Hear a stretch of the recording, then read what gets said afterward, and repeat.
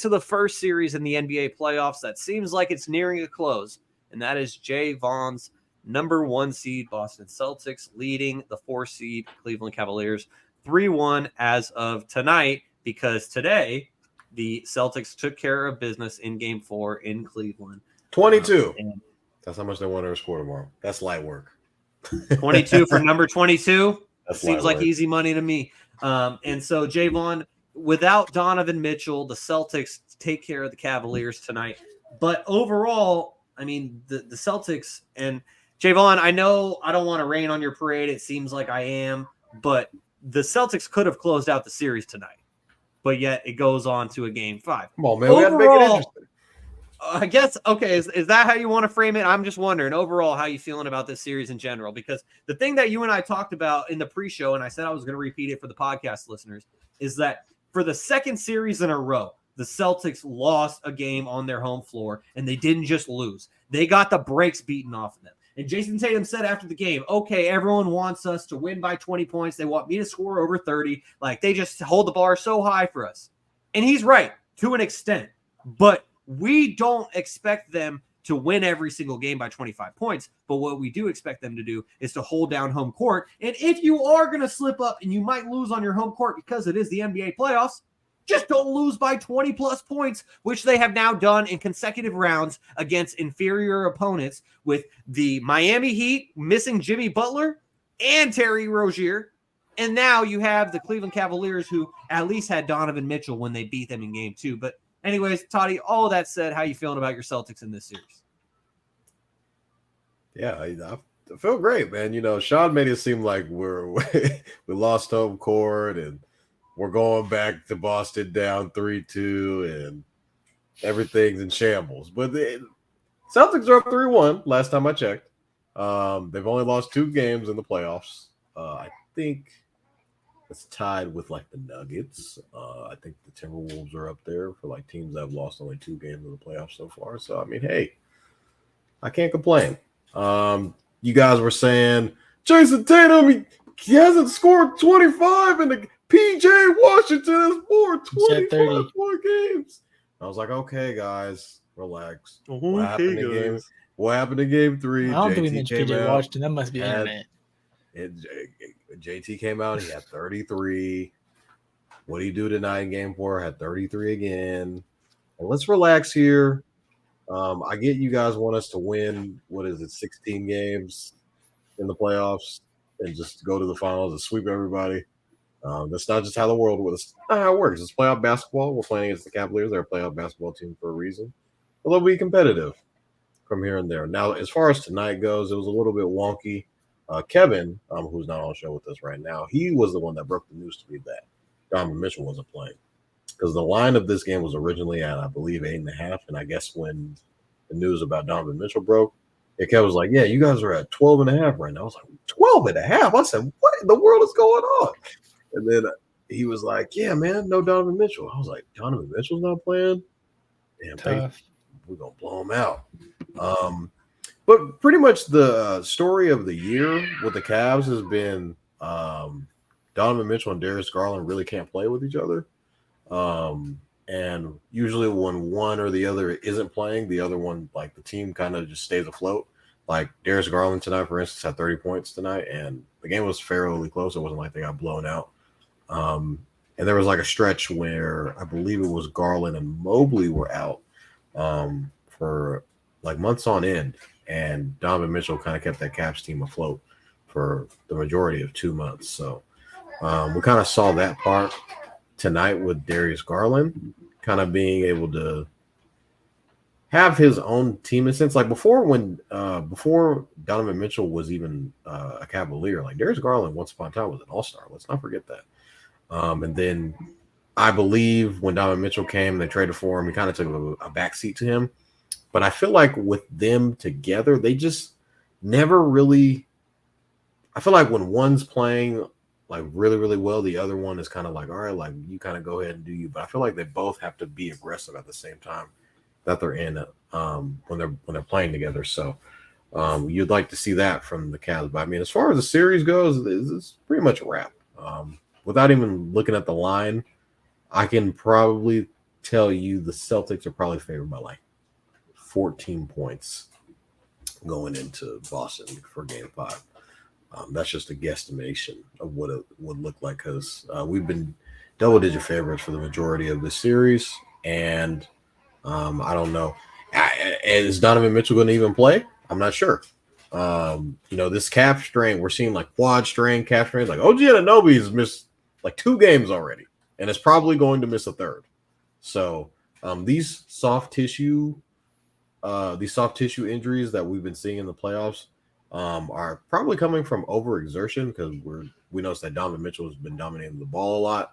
OG Anunoby's playing like 80 minutes a game, along with the rest of that starting 5. So we'll get into that a little bit later. But these soft tissue injuries have been killer. And, no Donovan Mitchell tonight. Maybe he could have provided not maybe. I know for a fact that he would have been a difference in the game. And maybe we're not talking about the Celtics going up 3-1 if Mitchell plays in this game. But shoulda, woulda, coulda. That's not how the game goes. Injuries are a part of the game. And, yeah, Celtics will probably blow them out in Game 5. I think it'll kind of just be a walk into the sunset. Maybe we might have seen Donovan Mitchell play his last game as a Cleveland Cavalier. That's not an insane take to say because who knows if he plays in Game 5. That is a fair point. And Jaevon, you were talking about how the Celtics are going to probably be favored by double digits in Game 5. However, does that really mean much? Because if you look at the last 2 postseasons, all 11 of Boston's losses in the last 2 postseasons have come when favored, and 8 of those games were at home. So they have lost 8 of their last 11 postseason losses have been at home. So home court doesn't really mean much to the Boston Celtics, apparently. And the other thing I would say is that in Game 2, when the Celtics won by 24 points, it was the largest win by a double-digit dog since the playoff or in the playoffs since 1990-91. And it was by far the largest win by a double-digit underdog because the Cavaliers won by 24. And then the closest game that it happened was in 2020 when the Orlando Magic beat the Milwaukee Bucks in the bubble by 12. Also happened in 98, also in 93, but more relevantly, it happened in 2020 when the Orlando Magic knocked off the Bucks. So it was another big upset. But Garry, how are you feeling about this series? I think Vaughn hit it on the money, especially with this Game 4. If Donovan Mitchell's not playing, they're pretty much undermanned in the situation. And, they did have obviously had a Game 2 shocker where they came out and beat the brakes off the Celtics and, showed some life in this series after they were going to be counted out after that Game 1 being down, almost losing by 25. So, these last 2 games kind of have been close. They tried really hard at night, just wasn't enough offensive firepower.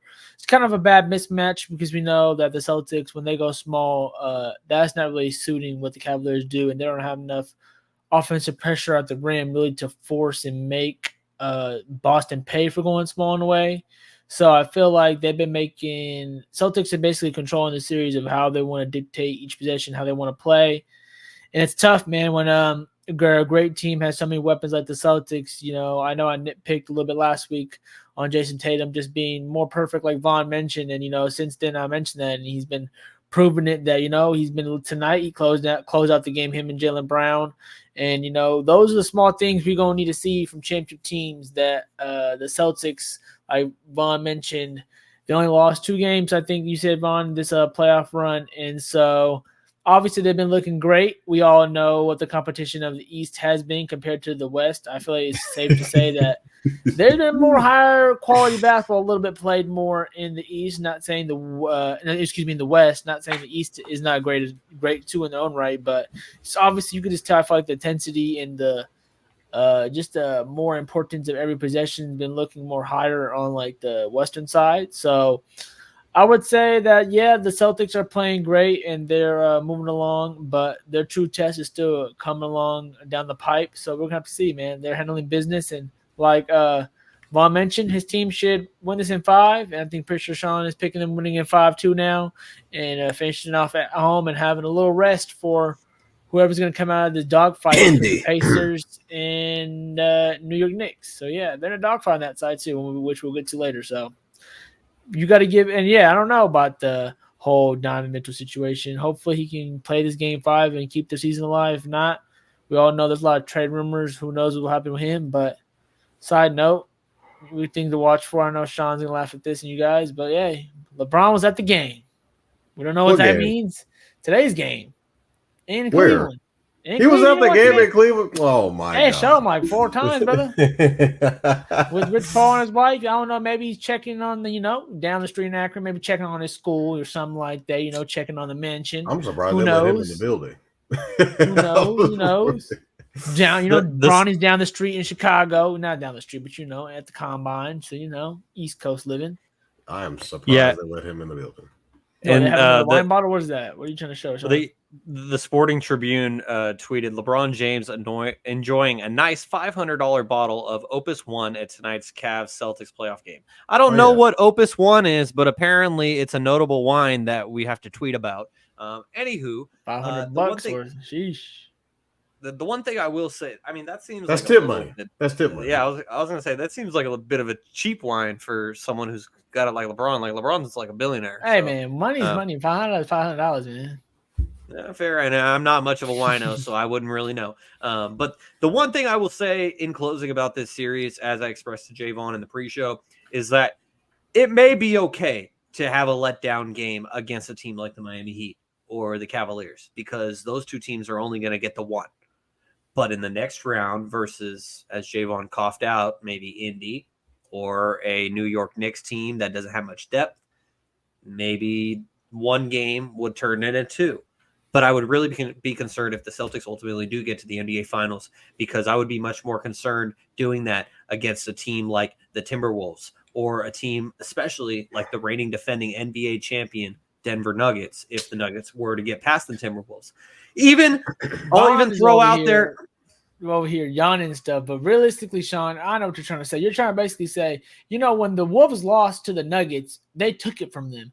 Shaun's trying to basically say that he felt like they basically gave one away, and that's the difference between the losses that you're trying to mention earlier. And I think that is a key little part in it.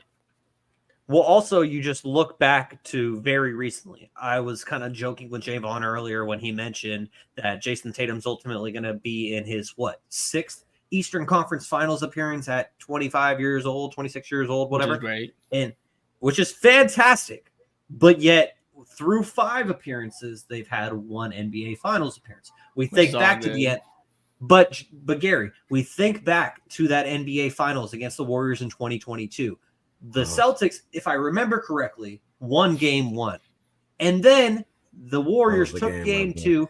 They ultimately ended up winning 3 out of 4 games, and the Warriors closed that series out in 6. And the Warriors team that everyone left for dead said the dynasty was over. They end up getting 1 more. When in reality, that should have been the beginning of the Celtics dynasty that they could have started building. Instead, they lost. Now they're still trying to get their one. How do you build a dynasty? Who said there's going to be a dynasty? I think they got to start something to even have a dynasty word. Dynasty shouldn't even be in the dictionary. First of all, get champion. That's my still point. Young, so dynasty is still very young. Could be born still. I mean, according to Jaylen Brown, he should have already had 5 championships. However, buddy, shout out to Taylor Rooks. But Gary, my whole overall point is that the Celtics should have won that NBA Finals. So if they do, then perhaps they're looking to get number 2 this year in 2 out of 3 years. And so the overall point is that the Celtics gave up a game early in that final series, and it was a game that they were unable to recover from. If they do that in the NBA Finals against one of these great Western Conference teams, it's going to be a lot tougher to dig themselves out of that hole than it is versus a Miami or Cleveland. That's all I'm saying. I'll leave it there because I'm also the same guy that said mid-season that the Celtics would win a championship this year. But they're looking a little fraudulent with these 2 losses. And again, Jaevon, it's 2 losses. Fraudulent? That's the least. That's a strong word, Shaun. Fraudulent. Absolutely fraudulent. You should not be losing by 20-plus points on your home court to a Miami team without Jimmy Butler or to this Cleveland Cavaliers team. I'm just saying. What? The Nuggets got their ass whooped too by 20.